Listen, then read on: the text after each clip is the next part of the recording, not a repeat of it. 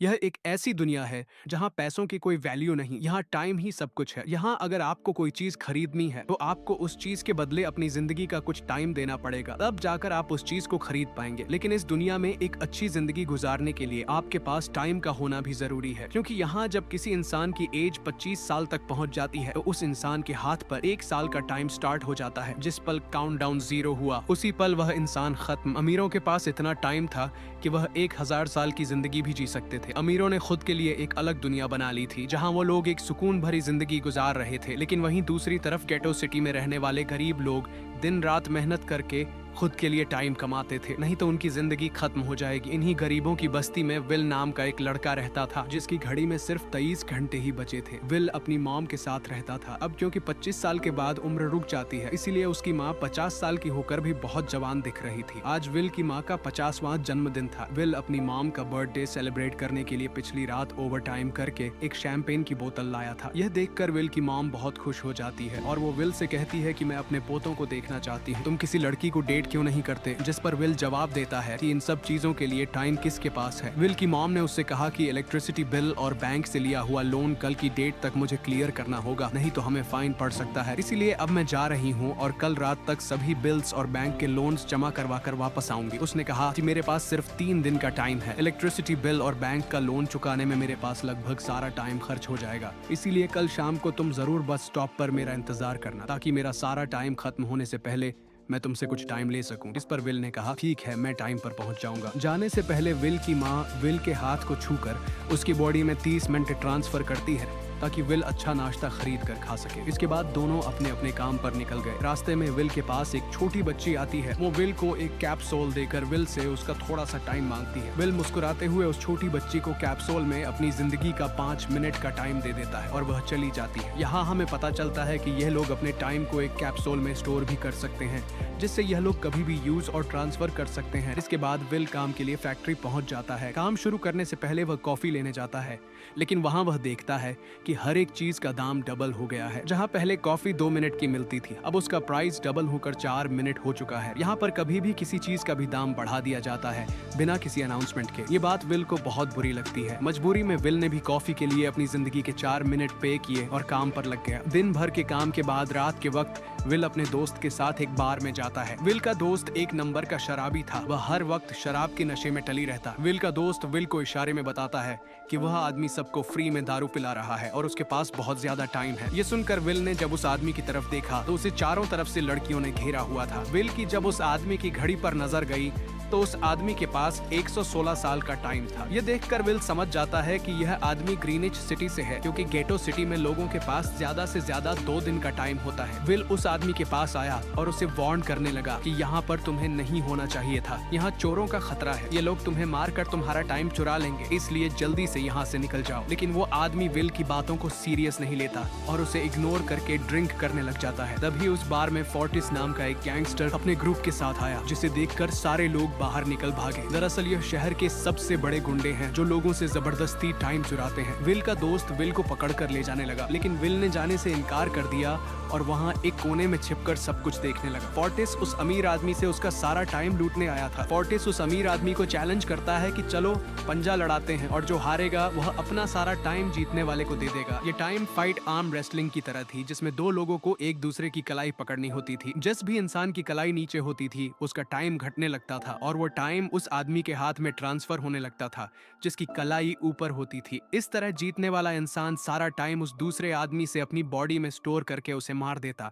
Fortis उस आदमी से कहता है क्या तुम इसके लिए तैयार हो? इस पर उस अमीर आदमी ने कहा कि मैंने बहुत ज्यादा ड्रिंक की हुई है, इसलिए मुझे कुछ टाइम चाहिए, उसके बाद मैं तुम्हारे चैलेंज के लिए तैयार हूँ। फोर्टिस कहता है कि ठीक है, ये तुम्हारी आखिरी ख्वाहिश है, जाओ, मैं तुम्हें तैयार होने के लिए कुछ मिनट देता हूँ। फोर्टिस उसके साथ अपना एक आदमी भी भेज देता है ताकि यह भाग न सके। वो अमीर आदमी बाथरूम में आकर बहुत ज्यादा उल्टियां करने लग जाता है क्योंकि उसे काफी चढ़ गई थी। इसलिए अगर वो इस हालत में फोर्टिस से पंजा लड़ता तो इस अमीर आदमी का हारना कंफर्म था। तभी विल वहां पर आ जाता है। वो फोर्टिस के आदमी को मारकर उस अमीर आदमी को अपने साथ उस जगह से बाहर निकाल लेता है और उसे फोर्टिस से बचाकर एक सेफ जगह पे ले आया। विल ने उस अमीर आदमी से कहा कि मैंने तुमसे कहा भी कि तुम्हारी जान को खतरा है, तुम जानबूझकर अपना टाइम क्यों बर्बाद कर रहे हो। वो आदमी विल को अपना नाम हेनरी बताता है और वो विल से पूछता है कि तुम्हारी उम्र कितनी है। विल ने बताया 28 साल। हेनरी ने कहा मेरी उम्र 105 साल है और अब मैं जिंदगी से थक चुका हूँ। मैंने अपनी लाइफ में हर एक चीज का मजा लिया है और अब मुझे इस जिंदगी की जरूरत नहीं है, मैं जीना नहीं चाहता। ये सुनकर विल ने हैरानी से पूछा आखिर तुम कहना क्या चाहते हो। इस पर हेनरी ने कहा लगता है तुम अब तक हकीकत से अनजान हो। क्या तुमने कभी सोचा है कि इस दुनिया में अलग अलग टाइम जोन्स क्यों बनाए गए हैं।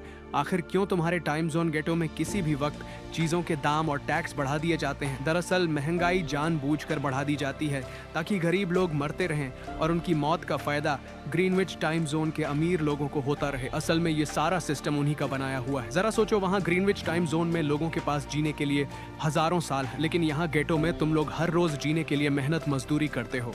ऐसा इसलिए है क्योंकि उन्होंने तुम्हें यह करने के लिए मजबूर किया है। वो लोग तुम लोगों को ज्यादा टाइम देना ही नहीं चाहते ताकि तुम लोग मजबूरी में उनके लिए काम करते रहो। वो लोग महंगाई बढ़ाकर तुम्हें ज्यादा से ज्यादा टाइम खर्च करने पर मजबूर करते हैं ताकि तुम्हारे टाइम से वो हमेशा की जिंदगी जी सके। उन्होंने अपनी जिंदगी का हर एक दिन गरीबों की मौत से इकट्ठा किया है और मैं ऐसी जिंदगी बिल्कुल भी नहीं जीना चाहता जो किसी गरीब मजबूर इंसान की मौत से मिली हो। ये सब सुनकर विल समझ गया कि हेनरी बहुत ही नेक दिल इंसान है। हेनरी ने विल से आगे पूछा अगर तुम्हारे पास मेरे जितना टाइम होता तो तुम क्या करते। विल ने मुस्कुराकर कहा कि सबसे पहले मैं बार बार टाइम को देखना छोड़ देता क्योंकि उस वक्त भी विल के पास सिर्फ 18 घंटे होते हैं। वो सोने से पहले, सोने के बाद, खाना खाते टाइम हर वक्त अपनी घड़ी देखता रहता है क्योंकि मुझे डर लगता है कि कहीं मेरा टाइम खत्म न हो जाए और मैं मर न जाऊं। विल कहता है कि मेरी मॉम घर संभालने के लिए बहुत ज्यादा मेहनत करती है। अगर मेरे पास तुम्हारी तरह इतना ज्यादा टाइम होता तो मैं अपनी मॉम के लिए ग्रीनविच सिटी में एक अच्छा घर खरीदता और हम दोनों वहाँ पर खुशी से जिंदगी गुजारते। इसके बाद विल ने हेनरी से कहा आज रात हमें यहीं रुकना होगा, सुबह तक खतरा टल जाएगा, तब तुम वापस अपने घर लौट जाना। इसके बाद ये दोनों सो जाते हैं। सुबह उठकर हेनरी देखता है कि विल अभी भी सो रहा है। वो विल के पास आता है और उसके पास जितना भी टाइम होता है वो सारा का सारा विल को ट्रांसफर कर देता है और अपने पास कुछ ही मिनट बचाकर एक ब्रिज के ऊपर जाकर बैठ जाता है। विल जब नींद से जागा तो उसने देखा कि हेनरी वहां से जा चुका है। तभी हमेशा की तरह नींद से जागने के बाद विल ने अपनी घड़ी में नजर डाली। विल की घड़ी में 116 साल ऐड हो चुके थे। यह देखकर उसकी आंखें खुली की खुली रह गईं। उसे लगा कि वो अभी भी नींद में है और सपना देख रहा है। इसी दौरान विल की नजर विंडो पर पड़ी जिस पर लिखा था मेरा टाइम बर्बाद मत करना। वो समझ जाता है कि हेनरी ने मुझे अपना सारा समय दे दिया है। तभी विल ने हेनरी को दूर एक ब्रिज के किनारे पर बैठे देखा। विल जल्दी से हेनरी की तरफ भागा लेकिन अब बहुत देर हो चुकी थी क्योंकि हेनरी के पास अब बस कुछ ही सेकंड्स बचे थे और थोड़ी देर बाद वो एक झटके से मरकर ब्रिज से नीचे पानी में गिर गया। विल को हेनरी की मौत का बहुत ज्यादा दुख होता है। अब विल के पास 116 साल की जिंदगी थी और वो समझ जाता है कि अगर मैं यहाँ पर रहा तो लोग समझेंगे कि हेनरी को इसी ने मारा है। विल जल्दी से अपने दोस्त के पास जाता है। विल का दोस्त विल के हाथ में इतना सारा टाइम देखकर शॉक रह जाता है, जिसके बाद विल ने अपने दोस्त को दोस्ती की खातिर 10 साल का टाइम दिया। ये देखकर विल का दोस्त उसका दिल से शुक्रिया अदा करता है। विल कहता है कि यहाँ रहना मेरे लिए अब ठीक नहीं क्योंकि इतने ज्यादा टाइम को देखते हुए मेरा टाइम छीनने के लिए कोई भी मुझे मार सकता है। अब मैं अपनी माँ के लिए ग्रीनविच सिटी में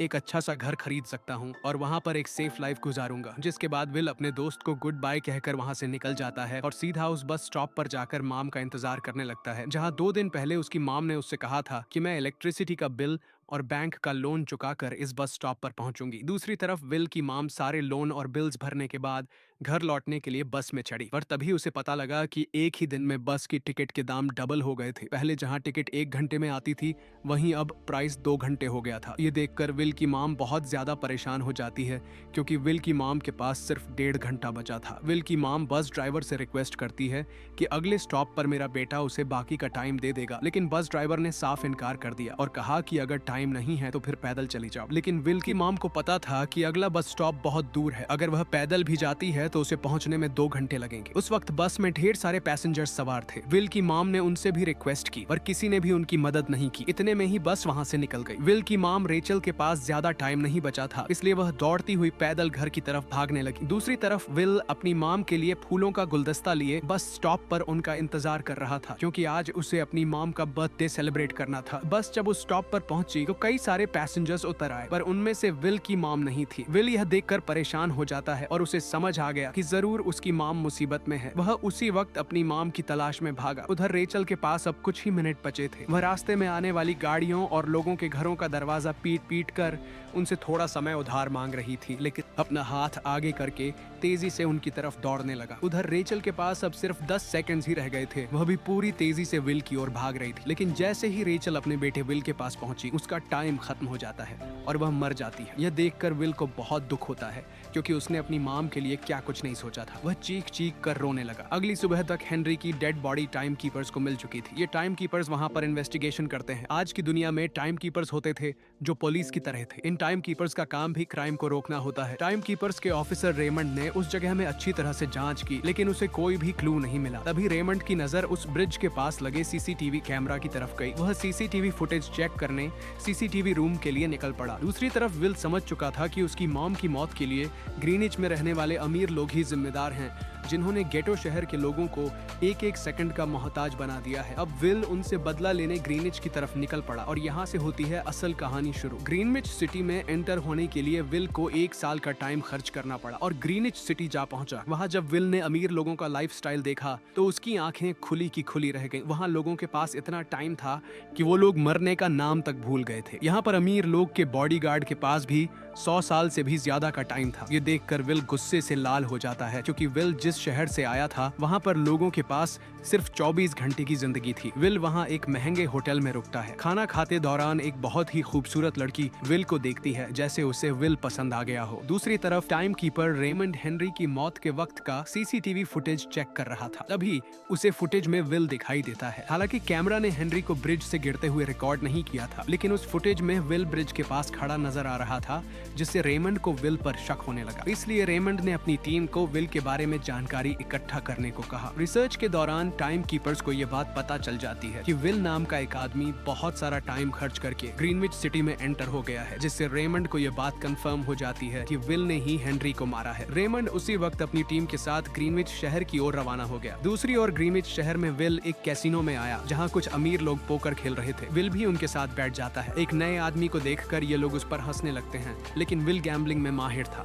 आज उसके लिए अमीरों से पैसे निकालने का सबसे अच्छा मौका था। विल ने फिलिप नाम के एक रईस आदमी के साथ पोकर की बाजी खेली। फिलिप यहाँ का सबसे रईस इंसान है। उसके पास खुद का एक टाइम बैंक है जो लोगों को लोन पर टाइम देता है। फिलिप के साथ उसकी डॉटर भी बैठी होती है। यह वही लड़की है जो कुछ देर पहले विल को गौर से देख रही थी। गेम जब शुरू हो जाती है तब विल अपनी लाइफ का सारा टाइम दांव पर लगा देता है और अपनी माइंड के बदौलत वो फिलिप से 1100 साल जीत जाता है। यह देखकर फिलिप की बेटी सिल्विया विल से काफी ज्यादा इम्प्रेस हो जाती है। उसने विल को कल रात अपने घर पार्टी पर इनवाइट किया। फिर अगली शाम विल एक नई नवेली कार खरीदकर फिलिप की पार्टी में जा पहुंचा। वहीं पार्टी के दौरान विल और सिल्विया डांस करने लगते हैं और सिल्विया मन ही मन विल को दिल दे बैठी। वो अपनी दिल की बात विल से करने ही वाली थी कि तभी टाइम कीपर रेमंड अपनी टीम के साथ वहां पहुंचता है और विल को पकड़ लेते हैं। विल को खूनी समझकर सिल्विया भी उससे नाराज हो गई। रेमंड ने सबसे पहले विल का सारा टाइम उससे छीनकर सिर्फ 2 घंटे दिए। उसके बाद वो विल को हेनरी के खून के इल्जाम में गिरफ्तार करने लगा। रेमंड विल से पूछता है कि तुमने हेनरी को क्यों मारा। विल उसे कहता है कि मैंने उसे मारा नहीं था, बल्कि वो खुद जीना नहीं चाहता था, इसलिए उसने मुझे 116 साल दी और बाद में उसने खुद की जान ली। लेकिन रेमंड विल की बात पर यकीन नहीं करता। विल समझ जाता है कि रेमंड मुझे हेनरी के झूठे केस में फंसाकर उम्र भर कैद के लिए मुझे जेल में डाल देगा। इसलिए वह मौका देखते ही रेमंड के आदमियों को मारकर खुद को आजाद कर लेता है और उनकी बंदूक लेकर सिल्विया को बंदी बना लिया। सिल्विया को ढाल बनाकर विल उसे साथ लेकर भाग निकला और रेमंड और उसके आदमियों को चकमा देता हुआ वापस गेटो शहर आ पहुंचा। इस दौरान विल के पास टाइम काफी कम बचा था। उसने सिल्विया से कुछ टाइम उधार मांगा, लेकिन सिल्विया ने उसे 1 सेकंड भी देने से इनकार कर दिया, क्योंकि वह भी उसे हेनरी का खूनी समझ रही थी। इसलिए वो और तेजी से गेटो शहर की तरफ कार दौड़ाता है ताकि वहां पहुंचकर किसी से टाइम उधार ले सके। जल्दबाजी में उसका ध्यान आगे सड़क पर बिछी कंटीली तारों पर नहीं पड़ता, जिससे टकराते ही विल की कार ब्रिज से नीचे गिर जाती है। इस एक्सीडेंट में विल और सिल्विया बेहोश हो गए। असल में रास्ते में वह कांटे फोर्टिस और उसकी गैंग ने बिछाए थे। फोर्टिस ने देखा कि सिल्विया के पास 10 साल का टाइम था। वो सिल्विया का सारा टाइम चुरा कर वहाँ से निकल जाते हैं। इतने में ही विल और सिल्विया को होश आया। सिल्विया ने जब अपने हाथ की तरफ देखा तो वो परेशान हुई, क्योंकि उसके पास सिर्फ 30 मिनट ही बचे थे और विल के पास भी कुछ मिनट ही बचे थे, पर फिर भी उसने सिल्विया को अपने कुछ मिनट दिए, जिससे इन दोनों का टाइम बराबर हो गया। इसके बाद विल सिल्विया को लेकर जल्दी से अपने दोस्त के घर जाता है, जिसे उसने 10 साल दिए थे। जब उसके दोस्त की वाइफ ने दरवाजा खोला और उसने विल को देखा तो उसने विल से नाराजगी जताते हुए कहा, तुम्हारे दिए हुए 10 साल ने मेरे हस्बैंड की जान ले ली। उसने सारा टाइम शराब में उड़ा दिया, जिससे उसकी मौत हुई। ये सुनकर विल मायूस हो गया, लेकिन अब इन दोनों के पास भी ज्यादा टाइम नहीं था। अगर यह दोनों जल्दी से कुछ नहीं करते तो इनकी भी मौत पक्की थी। तभी विल ने सिल्विया के कानों में ईयररिंग देखी, जो हीरे की थी। उसे बेचकर विल और सिल्विया को 2 दिन का टाइम मिल गया। इसके बाद विल सिल्विया को लेकर फोन बूथ पर आया। उसने सिल्विया के पिता फिलिप को कॉल किया और बताया कि उसकी बेटी अब तक सही सलामत है। उस वक्त रेमंड भी फिलिप के पास ही मौजूद था और विल को भी पता था कि रेमंड भी वहाँ मौजूद है। विल ने सिल्विया को छोड़ने के बदले 10,000 साल का टाइम मांगा और वो 10,000 साल टाइम बैंक के जरिए गरीब लोगों में बांटने को कहा और कल सुबह तक का टाइम दिया। हालांकि फिलिप के लिए यह रकम कुछ भी नहीं थी, पर फिलिप किसी भी कीमत पर गरीबों को टाइम नहीं देना चाहता था। इधर विल सिल्विया को अपने घर ले आया, जहां पर दोनों सुबह होने का इंतजार कर रहे थे। इसी दौरान सिल्विया ने विल से पूछा कि उसकी फैमिली कहाँ है। इस पर विल ने बताया कि पिछली रात ही टाइम न होने की वजह से मेरी माँ की डेथ हुई। ये सुनकर सिल्विया को बहुत बुरा लगता है और उसे एहसास होता है कि यहाँ गरीब लोग हर पल मौत के डर में जीते हैं। उन्हें एक दिन का टाइम कमाने में कितनी मेहनत करनी पड़ती है। अगली सुबह बैंक खुलते ही विल और सिल्विया खिड़की से बैंक पर नजर रखने लगे, लेकिन बैंक ने गरीबों में टाइम नहीं बांटा। सिल्विया ये देखकर बहुत मायूस हो गई कि टाइम के आगे उसके पिता के लिए अपनी बेटी की भी कोई कीमत नहीं थी। अब सिल्विया को समझ आ गया कि उसके पिता सिर्फ बिजनेसमैन नहीं है, बल्कि वो इस सिस्टम के हेड है। वो गरीब लोगों की मौत से अपनी जिंदगी के साल जमा करते हैं। सिल्विया को यूं मायूस देखकर विल ने उसे वापस घर भेजने का फैसला किया। वो उसे फोन बूथ पे ले आया और अपने पिता को कॉल करके अपने लिए मदद बुलाने को कहा। इस दौरान विल सिल्विया को वेपन भी दे देता है ताकि वो खुद की हिफाजत कर सके। इधर सिल्विया फोन पर अपने पिता से बात कर रही थी कि तभी टाइम कीपर रेमंड चुपके से वहां आ पहुंचा और विल पर गन तान दी। रेमंड विल पर गोली चलाने ही वाला था कि तभी सिल्विया ने रेमंड को देख लिया और घबराहट में रेमंड पर गोली चला दी। ये देख विल घबरा कर रेमंड के पास आया। हालांकि वो गोली रेमंड के हाथ को छू कर निकल गई थी। रेमंड के हाथ से बहुत खून निकल रहा था। विल ने रेमंड की घड़ी देखी। रेमंड के पास सिर्फ 2 घंटे बचे थे। दरअसल टाइम कीपर्स को भी सैलरी के तौर पर हर रोज 1 दिन का ही टाइम मिलता था। विल समझ गया कि जब तक रेमंड के पास उसके टीम वाले पहुंचेंगे तब तक रेमंड का ज्यादा खून बहने की वजह से उसकी मौत हो गई होगी। इसलिए विल रेमंड को 2 घंटे का टाइम देते हुए रेमंड की कार को लेकर वहां से निकल गया। रेमंड को गोली मारकर अब सिल्विया भी क्राइम लिस्ट में आ चुकी थी। हालांकि विल ने सिल्विया से कहा कि वो अभी इन सब से निकल सकती है, लेकिन ग्रीनिच में सिल्विया की जिंदगी पिंजरे में कैद पंछी की तरह थी। उसके पिता फिलिप ने उस पर बहुत सारी पाबंदियां लगा दी थीं, पर यहाँ आकर उसे आजादी का एहसास हो रहा था, क्योंकि यहाँ वो अपनी मर्जी की मालिक थी और सिल्विया समझ जाती है कि यहाँ पर लोगों के साथ गलत हो रहा है। अब वह भी गरीबों को उनका हक दिलाने में विल के साथ थी। विल और सिल्विया ने मिलकर अमीरों को लूटना शुरू कर दिया। सिल्विया, जो कि ग्रीनिच सिटी के चप्पे चप्पे से वाकिफ थी, इसलिए इन दोनों ने प्लान बनाया कि वो ग्रीनिच सिटी में बैंक से टाइम कैप्सूल चुराएंगे और उनको गरीबों में बांट देंगे। सिल्विया ने सबसे पहले अपने पिता फिलिप के कई सारे बैंक्स में डाका डाला, क्योंकि फिलिप ने गरीबों की मौत से वह सारा टाइम इकट्ठा किया था। इन दोनों ने तिजोरी से सभी टाइम कैप्सूल एक बैग में पैक करके वहां से निकल गए और उन्हें गरीबों में बांटने लगे। इतनी बड़ी चोरी करने के बाद अब सरकार भी इन दोनों से तंग आ चुका था। इसीलिए सरकार ने इन दोनों के सर पर 10 साल का टाइम इनाम रख दिया। ये खबर सुनते ही गैंगस्टर फोर्टिस अब इन दोनों को कुत्ते की तरह ढूंढने लगा, लेकिन विल और सिल्विया हर रोज अपना ठिकाना बदलते रहते थे, जिससे वो किसी के हाथ नहीं आते थे। ये दोनों एक होटल में छुपे हुए थे। इनके पास टाइम की कमी तो थी नहीं, इसलिए उन्होंने पूरे होटल को ही बुक कर लिया था। फोर्टिस इन दोनों की तलाश में उस होटल के बाहर आ पहुंचा। वहां उसने कुछ लोगों को पकड़कर उनसे विल और सिल्विया के बारे में पूछने लगा, लेकिन उन लोगों पर विल और सिल्विया के बहुत एहसानात थे, इसलिए ये लोग मरने के लिए तो तैयार थे, पर विल और सिल्विया का ठिकाना बताने के लिए तैयार नहीं थे। लेकिन जब फोर्टिस ने उन लोगों पर बहुत ज्यादा जोर जबरदस्ती की, तो उनमें से एक बंदा मौत के डर से फोर्टिस को उस होटल के बारे में बता देता है जहां विल और सिल्विया छुपे हुए थे, जिसके बाद फोर्टिस फौरन अपनी गैंग के साथ वहां पर पहुंच जाता है और इन दोनों को पकड़ लेता है। अब विल और सिल्विया का उनसे बच पाना नामुमकिन था। फोर्टिस ने विल को एक टेबल पर बैठा दिया और उसे टाइम फाइट के लिए चैलेंज किया। विल समझ गया कि अगर मैंने चैलेंज से इनकार किया तो फोर्टिस के गैंग वाले लोग मुझे मार देंगे, इसलिए क्यों ना आज इसके साथ पंजा आजमाया जाए। फोर्टिस और विल ने एक दूसरे की कलाई पकड़ ली और मौत का खेल शुरू हुआ। फोर्टिस माहिर खिलाड़ी था। उसने शुरुआत में ही विल का हाथ नीचे कर दिया, जिससे विल का टाइम तेजी से फोर्टिस में ट्रांसफर होने लगा। लेकिन विल बिल्कुल जोर ही नहीं लगा रहा था, जैसे कि वो जानबूझकर हार रहा हो। और जैसे ही विल के पास अपनी लाइफ के 3 से 4 सेकंड बचे, तभी विल ने अपनी पावर दिखाई और एक झटके से फोर्टिस का हाथ नीचे कर दिया। फोर्टिस की आंखें खुली की खुली रह गईं। वो पूरा जोर लगाकर अपना हाथ ऊपर करने की कोशिश कर रहा था, लेकिन विल की ताकत के आगे वो ढीला पड़ चुका था। ये देख फोर्टिस के आदमियों का ध्यान फोर्टिस की घड़ी पर अटक गया। अब उनका बॉस मरने वाला था। इतने में ही मौका पाकर विल ने अपने जूते से गन निकाली और पलक झपकते ही फोर्टिस के सारे आदमियों को शूट कर दिया, क्योंकि अगर वो ऐसा नहीं करता तो वो लोग उसे मार देते।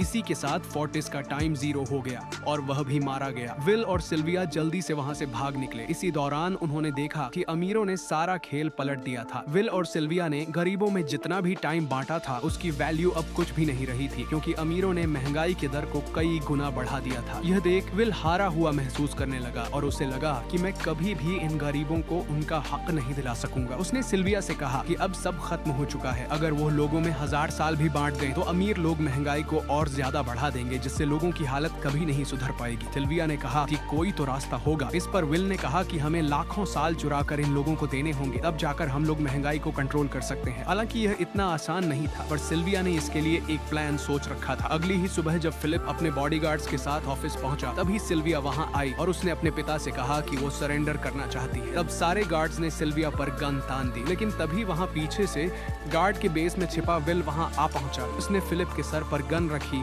और उसके जरिए लॉकर का दरवाजा खुलवाया। विल और सिल्विया ने फिलिप के लॉकर से एक टाइम कैप्सूल चुरा लिया, जिसमें 10 लाख साल का टाइम मौजूद था। इस टाइम कैप्सूल का एक एक साल गरीबों की ही मौत से आया था। विल और सिल्विया वह टाइम कैप्सूल लेकर भाग जाते हैं। इधर रेमंड को जब यह बात पता चली तो वह फौरन विल और सिल्विया के पीछे लग गया। जब रेमंड ने अपने हाथ पर घड़ी को देखा तो उसके पास 1 घंटे से भी कम टाइम बचा हुआ था। वह हेडक्वार्टर कॉल करके कहता है कि मुझे मेरी सैलरी कैप्सूल में भेज दो, मेरे पास टाइम कम है। लेकिन इससे पहले कि वह अपनी बॉडी में कैप्सूल से टाइम ट्रांसफर कर पाता, उसे विल की कार दिख जाती है और वह कैप्सूल से अपनी बॉडी में बिना टाइम ट्रांसफर किए उनके पीछे लग जाता है, क्योंकि अगर वो 10 लाख साल गरीबों को मिल जाते तो गेटो टाइम जोन का हर एक इंसान अमर हो जाता और अमीरों का बनाया पूरा सिस्टम तहस नहस हो जाता। रेमंड ने विल और सिल्विया को पकड़ने के लिए अपनी पूरी जी जान लगा दी, लेकिन वो उन्हें रोक नहीं पाया। विल और सिल्विया रेमंड को चकमा देकर गेटो शहर आ गए और वह टाइम कैप्सूल एक बच्ची के हाथों में सौंप दिया। उन्हें पता था कि रेमंड सीधा हमारे पीछे गीटो शहर पहुंचेगा, इसलिए उन्होंने इस जगह को छोड़कर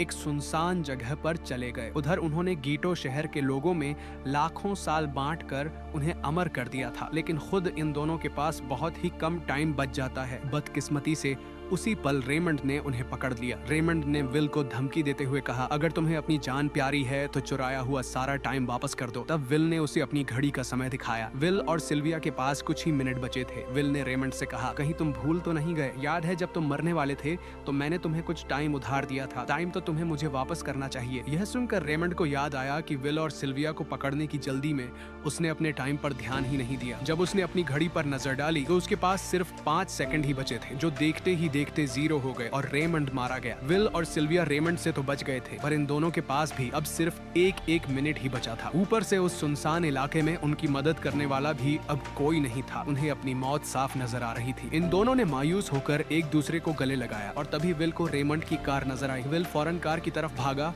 और वहां पहुंचकर उसने रेमंड की सैलरी का टाइम अपनी घड़ी में ट्रांसफर कर दिया। इसके बाद वह सिल्विया को भी टाइम देने उसकी ओर भागने लगा। सिल्विया भी तेजी से विल की ओर दौड़ रही थी। सिल्विया के पास कुछ ही सेकंड्स बचे हुए थे। यह बिल्कुल उसी तरह का पल था जिस तरह से विल ने अपनी मॉम को खोया था। विल ने अपनी मॉम को तो खो दिया था, पर सिल्विया को नहीं खोना चाहता था। विल सिल्विया के बिल्कुल करीब ही था, पर तभी सिल्विया विल की बाहों में गिर पड़ी। लकीली विल ने सही वक्त पर सिल्विया का हाथ थाम लिया था, जिससे उसकी जान बच गई। विल और सिल्विया की बदौलत अब डेटन शहर के सारे लोग अमर हो चुके थे। अब उन्हें एक घंटे कमाने के लिए फैक्ट्रीज में काम करने की जरूरत नहीं थी। वह सभी अपने सपनों को पूरा करने ग्रीनिच शहर की ओर निकल पड़े, जिससे अमीरों का बनाया सारा सिस्टम फेल हो गया। वहीं इसी के साथ यह कहानी खत्म हो जाती है। अगर आपको वीडियो अच्छी लगी हो, वीडियो को लाइक जरूर कीजिएगा।